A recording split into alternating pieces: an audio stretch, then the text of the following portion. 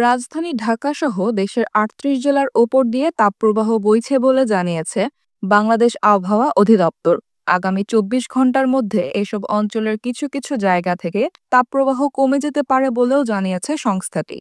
শনিবার ১৪ জুন বাংলাদেশ আবহাওয়া অধিদপ্তরের আবহাওয়াবিদ ডক্টর মোহাম্মদ আবুল কালাম মল্লিকের দেওয়া পূর্বাভাসে এ তথ্য জানানো হয়।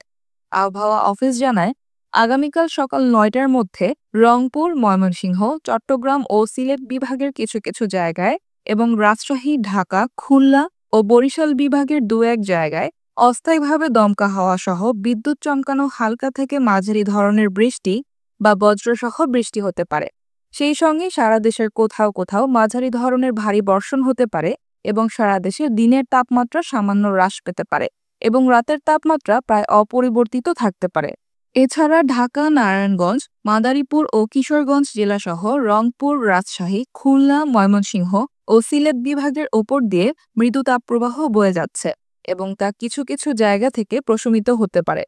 আগামীকাল রবিবার ১৫ জুন সকাল ৯টা থেকে পরবর্তী ২৪ ঘন্টায় রংপুর, ময়মনসিংহ, ঢাকা, বরিশাল, চট্টগ্রাম ও সিলেট বিভাগের অনেক জায়গায় এবং রাজশাহী ও খুলনা বিভাগের কিছু কিছু জায়গায় অস্থায়ীভাবে দমকা হাওয়া সহ বিদ্যুৎ চমকানো হালকা থেকে মাঝারি ধরনের বৃষ্টি অথবা বজ্রসহ বৃষ্টি হতে পারে।